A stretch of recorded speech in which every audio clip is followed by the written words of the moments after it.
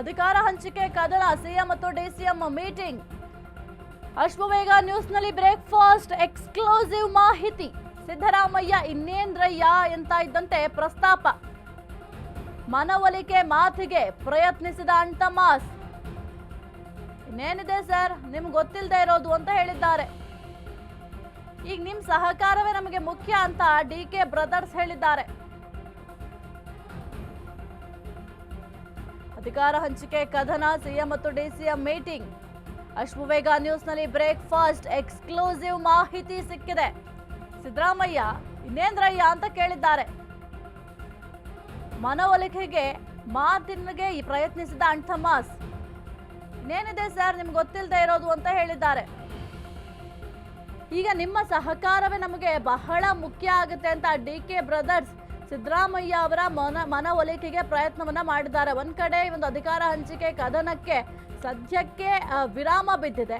ಆದ್ರೂ ಕೂಡ ಸಿದ್ದರಾಮಯ್ಯ ಅವರು ನಾರ್ಮಲ್ ಆಗಿ ಕೇಳಿದ್ದಾರೆ ಇನ್ನೇಂದ್ರಯ್ಯ ಅಂತ ಪ್ರಸ್ತಾಪ ಮಾಡಿದಾಗ ಡಿಕೆ ಬ್ರದರ್ಸ್ ಮನವೊಲಿಕೆಗೆ ಪ್ರಯತ್ನವನ್ನ ಮಾಡಿದ್ದಾರೆ. ಇನ್ನೇನಿದೆ ಸರ್ ನೀವು ಹೇಳ್ದಂಗೆ ಎಲ್ಲ ಅಂತ ಹೇಳಿದ್ದಾರೆ. ಅದರ ಅರ್ಥ ಸಿಎಂ ಕುರ್ಚಿಯ ಬಗ್ಗೆ ಪ್ರಸ್ತಾಪ ಮಾಡಿರುವಂಥದ್ದು. ಏಕೆಂತಂದ್ರೆ ಸಿಎಂ ಕುರ್ಚಿಯನ್ನ ಬಿಟ್ಕೊಡ್ಬೇಕು ಅಂತಂದ್ರೆ ಸಿದ್ದರಾಮಯ್ಯ ಅವರು ಮನಸ್ಸು ಮಾಡಬೇಕು. ಈಗ ಡಿ.ಕೆ. ಶಿವಕುಮಾರ್ ಅವರು ಸಿಎಂ ಆಗಬೇಕು ಅಂತಂದ್ರೆ ಸಿದ್ದರಾಮಯ್ಯ ಅವರ ಬೆಂಬಲ ಬೇಕೇ ಬೇಕು. ಯಾಕೆಂತಂದ್ರೆ ಕುರ್ಚಿಯಿಂದ ಅವರೇ ಕೆಳಗಿಳಿಬೇಕಾಗಿರೋದು. ಅವರಿಗೆ ಸದ್ಯಕ್ಕೆ ನಾವು ಗಮನಿಸಬಹುದು ಪಕ್ಷದಲ್ಲಿ ಒಂದು ಶಾಸಕರ ಬೆಂಬಲ ಆಗಿರಬಹುದು ಅಥವಾ ಒಂದು ಜನಬಲ ಆಗಿರ್ಬೋದು, ಅದೆಲ್ಲವೂ ಕೂಡ ಮುಖ್ಯ ಆಗುತ್ತೆ. ಜೊತೆಗೆ ಮುಂಬರುವಂತಹ ಚುನಾವಣೆಯ ಮೇಲೆ ಒಂದು ಅಧಿಕಾರ ಹಂಚಿಕೆ ವಿಚಾರ ಯಾವ ರೀತಿ ಪರಿಣಾಮ ಬೀರುತ್ತೆ ಅನ್ನೋದು ಕೂಡ ಬಹಳ ಮುಖ್ಯ ಆಗುತ್ತೆ.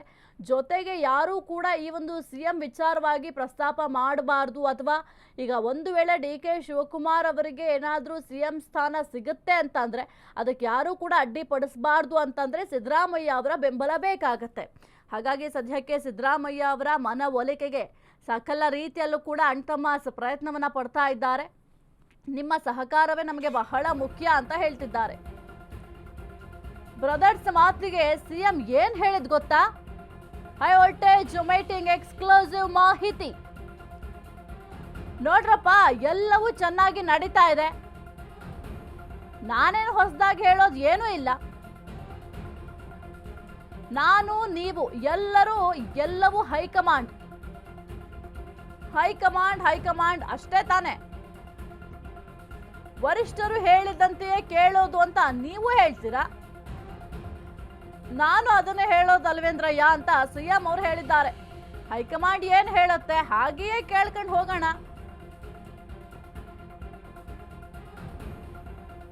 ಬ್ರದರ್ಸ್ ಮಾತಿಗೆ ಸಿಎಂ ಸಿದ್ದರಾಮಯ್ಯ ಅವರು ಏನು ಉತ್ತರ ಕೊಟ್ಟಿದ್ದಾರೆ ಅಂತಂದ್ರೆ, ಈ ಒಂದು ವಿಚಾರವಾಗಿ ಅಧಿಕಾರ ಹಂಚಿಕೆ ವಿಚಾರವಾಗಿ ಪ್ರಸ್ತಾಪ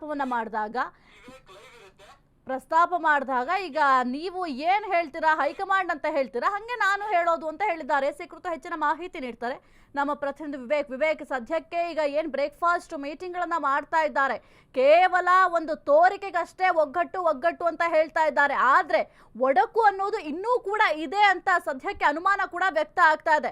ಯಾಕೆಂತಂದ್ರೆ ಮೇಲ್ನೋಟಕ್ಕೆ ಮಾತ್ರ ಸಿದ್ದರಾಮಯ್ಯ ಅವರು ಕೂಡ ಹೇಳ್ತಾರೆ ಬ್ರದರ್ಸ್ ಅಂತ, ಡಿ.ಕೆ. ಶಿವಕುಮಾರ್ ಅವರು ಕೂಡ ಬ್ರದರ್ಸ್ ಅಂತ ಹೇಳ್ತಾರೆ. ಆದ್ರೆ ಇಷ್ಟೂ ದಿನ ಇಲ್ಲದ ಬ್ರದರ್ಸ್ ಒಂದು ರಿಲೇಶನ್ಶಿಪ್ ಈಗ ಮಾತ್ರ ಬ್ರೇಕ್ಫಾಸ್ಟ್ ಮೀಟಿಂಗ್ ಆದ ನಂತರ ಮಾತ್ರ ಹೆಂಗ್ ಸಾಧ್ಯ ಅಂತ.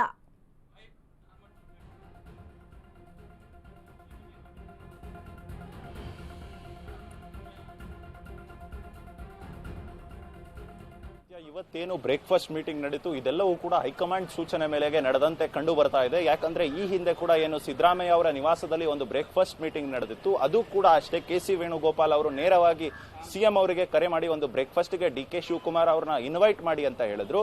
ಆ ನಿಟ್ಟಿನಲ್ಲಿ ಅಲ್ಲೂ ಕೂಡ ಬ್ರೇಕ್ಫಾಸ್ಟ್ ಮೀಟಿಂಗ್ ನಡೆಯಿತು. ಅದಾದ ಬಳಿಕವೂ ಆ ಔಟ್ಕಮ್ ಅನ್ನ ನೋಡ್ತಾ ಹೋದ್ರೆ ಅಲ್ಲೂ ಕೂಡ ಅಷ್ಟೇ, ಏನೇ ನಡೆದ್ರು ಕೂಡ ನಮ್ಮಿಬ್ಬರ ಮಧ್ಯೆ ಚರ್ಚೆ, ಇದಕ್ಕೆಲ್ಲದಕ್ಕೂ ಕೂಡ ಹೈಕಮಾಂಡ್ ನಿರ್ಧಾರ ತೆಗೆದುಕೊಳ್ಳುತ್ತೆ. ಹೈಕಮಾಂಡ್ ಏನ್ ಹೇಳುತ್ತೆ ಆ ರೀತಿಯಲ್ಲಿ ನಾವು ನಡೆದುಕೊಳ್ತೀವಿ ಅಂತ ಎರಡೂ ನಾಯಕರು ಉತ್ತರಿಸಿದ್ರು. ಇವತ್ತು ಕೂಡ ಅಷ್ಟೇ ಅದೇ ಔಟ್ಕಮ್ ಬಂದಿದೆ. ಸುದೀರ್ಘವಾಗಿ 1 ಗಂಟೆ 30 ನಿಮಿಷಗಳ ಕಾಲ ಸಿಎಂ ಅವರು ಡಿಸಿಎಂ ಅವರ ನಿವಾಸದಲ್ಲಿದ್ರು. ಜೊತೆಗೆ ಡಿ.ಕೆ. ಸುರೇಶ್ ಹಾಗೂ ಕುಣಿಗಲ್ ರಂಗನಾಥ್ ಕೂಡ ಭಾಗಿಯಾಗಿದ್ರು. ಇವರೆಲ್ಲರೂ ಕೂಡ ಇದ್ದಂತ ಸಂದರ್ಭದಲ್ಲಿ ಒಂದಿಷ್ಟು ವಿಚಾರಗಳ ಪೈಕಿ ಚರ್ಚೆ ಆಗಿದೆ ಅನ್ನೋ ಒಂದು ಮಾಹಿತಿಗಳು ಕೂಡ ಲಭ್ಯವಾಗ್ತಿದೆ. ಅದಾದ ಬಳಿಕ ಡಿ.ಕೆ. ಸುರೇಶ್ ಅವರು ಕೂಡ ಅಷ್ಟೇ ಮೊನ್ನೆಯಷ್ಟೇ ಡೆಲ್ಲಿಗೆ ಕೂಡ ಹೋಗಿ ಬಂದಿದ್ರು. ಆ ಡೆಲ್ಲಿಯ ವಿಚಾರದ ಬಗ್ಗೆ ಕೂಡ ಚರ್ಚೆ ನಡೆದಂತೆ ಕಂಡು ಬರ್ತಾ ಇದೆ. ಡೆಲ್ಲಿಯಲ್ಲಿ ಯಾವೆಲ್ಲ ಮಾತುಕತೆ ಆಯ್ತು, ಯಾವ್ಯಾವ ನಾಯಕರಿಗೆ ಭೇಟಿ ಮಾಡಿದ್ರು ಡಿ.ಕೆ. ಸುರೇಶ್ ಅವರು, ಆ ವಿಚಾರಗಳ ಬಗ್ಗೆ ಕೂಡ ಚರ್ಚೆ ಆದಂತೆ ಕಂಡು ಬರ್ತಿದೆ. ಒಟ್ಟಾರೆಯಾಗಿ ಇಲ್ಲಿ ಡಿ ಕೆ ಶಿವಕುಮಾರ್ ಅವರಿಗೆ ಈಗಾಗಲೇ ಶಾಸಕರ ಬೆಂಬಲ ಕೂಡ ಸಿಕ್ಕಂತೆ ಕಂಡು ಬರ್ತಾ ಇದೆ. ಜೊತೆಗೆ ಹೈಕಮಾಂಡ್ ಅನ್ನು ಕೂಡ ವಿಶ್ವಾಸಕ್ಕೆ ತೆಗೆದುಕೊಳ್ಳುವ ಪ್ರಯತ್ನಗಳಲ್ಲಿ ಸ್ವತಃ ಮುಂದಾಗಿದ್ರು ಡಿ ಕೆ ಸುರೇಶ್ ಆಗಿರ್ಬೋದು, ಡಿ ಕೆ ಶಿವಕುಮಾರ್ ಇವರು ಇಬ್ಬರು ಕೂಡ ಅಷ್ಟೇ ಹೈಕಮಾಂಡ್ ನಾಯಕರಿಗೆ ಮನವೊಲಿಸೋದ್ರಲ್ಲಿ, ಬೆಂಬಲ ಪಡೆಯೋದ್ರಲ್ಲಿ ಸಾಕಷ್ಟು ಪ್ರಯತ್ನಗಳನ್ನ ನಡೆಸ್ತಿದ್ರು. ಅದರ ಜೊತೆಗೆ ಈಗ ಸಿದ್ದರಾಮಯ್ಯನವರ ಬೆಂಬಲ ಕೂಡ ಸಿಕ್ಕಿದ್ರೆ ಬಹುತೇಕ ಸಿಎಂ ಆದ್ರೆ ಕೂಡ ಯಾರು ಕೂಡ ನಮ್ಮನ್ನ ಪ್ರಶ್ನೆ ಮಾಡೋರು ಇರುವ ಅನ್ನೋ ರೀತಿಯಲ್ಲಿ, ಅಂದ್ರೆ ಮುಂದಿನ ದಿನಗಳಲ್ಲಿ ಏನಾದ್ರೂ ಸಿದ್ದರಾಮಯ್ಯ ಆಪ್ತ ಬಣದವ್ರೇನಾದ್ರೂ ಒಂದ್ ರೀತಿಯಾಗಿ ಬೇಸರನ ವ್ಯಕ್ತಪಡಿಸೋದು, ಹೈಕಮಾಂಡ್ ನಾಯಕರಿಗೆ ಹೋಗಿ ಭೇಟಿ ಮಾಡೋದು, ಡಿ ಕೆ ಶಿವಕುಮಾರ್ ಅವ್ರನ್ನ ಮುಖ್ಯಮಂತ್ರಿ ಮಾಡಿದ್ರೆ ಈ ರೀತಿಯಾದ ವರ್ತನೆಗಳನ್ನಾದ್ರೂ ಕಂಡು ಬರ್ತಿದ್ದೇನೋ ಬಹುಶಃ. ಆ ನಿಟ್ಟಿನಲ್ಲಿ ಸಿದ್ದರಾಮಯ್ಯನವರೇ ನಮ್ಮ ಜೊತೆ ಇದ್ರೆ ಯಾರು ಕೂಡ ಈ ರೀತಿಯಾದ ಒಂದು ಗೊಂದಲದ ವಾತಾವರಣ ಸೃಷ್ಟಿ ಮಾಡೋದಿಲ್ಲ. ನಾನು ಸರ್ಕಾರ ರಚನೆ ಮಾಡದಂತ ಸಂದರ್ಭದಲ್ಲಿ ಅನ್ನೋ ಒಂದು ಪ್ಲಾನ್ಗೆ ಕೂಡ ಈಗ ಡಿ ಕೆ ಬ್ರದರ್ಸ್ ಕೂಡ ಮುಂದಾಗಿದ್ದಾರೆ. ಜೊತೆಗೆ ಎಲ್ಲರ ವಿಶ್ವಾಸವನ್ನು ಕೂಡ ತೆಗೆದುಕೊಂಡಿದ್ದಾರೆ. ಈಗ ಸಿದ್ದರಾಮಯ್ಯನವರ ವಿಶ್ವಾಸ ತೆಗೆದುಕೊಳ್ಳೋದಕ್ಕೆ ಮುಂದಾಗಿದ್ದಾರೆ. ಜೊತೆಗೆ ಡಿ ಕೆ ಶಿವಕುಮಾರ್ ಅವರ ನಿವಾಸಕ್ಕೆ ಆಗಮಿಸಿದಂತ ಸಂದರ್ಭದಲ್ಲೂ ಕೂಡ ಅಷ್ಟೇ ಸಿಎಂ ಅವರು ಅವರಿಗೆ ನೇರವಾಗಿ ಅವರ ಕಾಲಿಗೆ ಬಿದ್ದು ಆಶೀರ್ವಾದವನ್ನು ಕೂಡ ತೆಗೆದುಕೊತಾರೆ. ಡಿ ಕೆ ಸುರೇಶ್ ಅವರಿಗೆ ಆಹ್ವಾನ ನೀಡುವಂತ ಸಂದರ್ಭದಲ್ಲಿ, ಜೊತೆಗೆ ಅವರಿಗೆ ಒಳಗೆ ಇನ್ವೈಟ್ ಮಾಡ್ಕೊಂಡು ಕರ್ಕೊಂಡು ಹೋಗುವಂತ ಸಂದರ್ಭದಲ್ಲಿ ಕಾಲಿಗೆ ಬಿದ್ದು ನಮಸ್ಕರಿಸುತ್ತಾರೆ. ಇದೆಲ್ಲವೂ ಕೂಡ ಗಮನಿಸ್ತಾ ಹೋದ್ರೆ ಎಲ್ಲೋ ಒಂದ್ ಕಡೆ ಡಿ ಕೆ ಬ್ರದರ್ಸ್ಗೆ ಈಗ ನೇರವಾಗಿ ಸಿದ್ದರಾಮಯ್ಯನವರ ಬೆಂಬಲ ಕೂಡ ಬಹುತೇಕ ಇಂಪಾರ್ಟೆಂಟ್ ರೋಲ್ ಪ್ಲೇ ಮಾಡ್ತಿದೆ, ಮೇಜರ್ ರೋಲ್ ಆಗಿದೆ ಅಂತನೇ ಕಂಡು ಬರ್ತಾ ಇದೆ ಸಾಹಿತ್ಯ. ಎಸ್ ವಿವೇಕ್, ಹೌದು, ಸದ್ಯಕ್ಕೆ ನೀವು ಹೇಳ್ದಂಗೆ ಈಗ ಹೈಕಮಾಂಡ್ ಎಷ್ಟರ ಮಟ್ಟಿಗೆ ಮುಖ್ಯ ಆಗುತ್ತೋ ಅದೇ ರೀತಿ ಈಗ ಸಿದ್ದರಾಮಯ್ಯ ಅವರ ಬೆಂಬಲ ಕೂಡ ಬಹಳ ಮುಖ್ಯ ಆಗುತ್ತೆ ಡಿ ಕೆ ಶಿವಕುಮಾರ್ಗೆ. ಆದರೆ ಪ್ರತಿಯೊಂದಕ್ಕೂ ಕೂಡ ಈಗ ಹೈಕಮಾಂಡ್ ಅತ್ತ ಬೊಟ್ಟು ಮಾಡುವ ಕೆಲಸವನ್ನ ಮಾಡ್ತಾ ಇದ್ದಾರೆ. ಹೈಕಮಾಂಡ್ ಈಗ ಸೂಚನೆ ಮೇರೆಗೆ ಬ್ರೇಕ್ಫಾಸ್ಟ್ ಮೀಟಿಂಗ್ಗಳನ್ನು ಕೂಡ ಮಾಡ್ತಾ ಇದ್ದಾರೆ. ಆದ್ರೆ ಈಗ ವಿಪಕ್ಷಗಳ ಬಾಯಿ ಮುಚ್ಚಿಸಲಿಕ್ಕೆ ಅಷ್ಟೇ ಒಂದು ಒಗ್ಗಟ್ಟು ಪ್ರದರ್ಶನ ಅಂತ ಅನ್ನಿಸ್ತಾ ಇದೆ. ಇನ್ನು ಪ್ರತಿ ಬಾರಿಯೂ ಅಷ್ಟೇ ಒಂದು ಸುದ್ದಿಗೋಷ್ಠಿ ಮಾಡಿದಾಗಲೂ ಕೂಡ ನಮ್ಮಲ್ಲಿ ಯಾವುದೇ ರೀತಿಯ ಡಿಫ್ರೆನ್ಸಸ್ ಇಲ್ಲ ಅಂತ ಹೇಳ್ತಾ ಇದ್ದಾರೆ. ಆದ್ರೆ ಅದು ಮೇಲ್ನೋಟಕ್ಕೆ ಕ್ಲಿಯರ್ ಆಗಿ ಗೊತ್ತಾಗ್ತಾ ಇದೆ, ಮೇಲ್ನೋಟಕ್ಕೆ ಮಾತ್ರ ಹೇಳ್ತಾ ಇದ್ದಾರೆ, ಆದ್ರೆ ಒಡಕು ಇನ್ನೂ ಕೂಡ ಇದೆ ಅಂತ ಅನ್ನಿಸ್ತಾ ಇದೆ.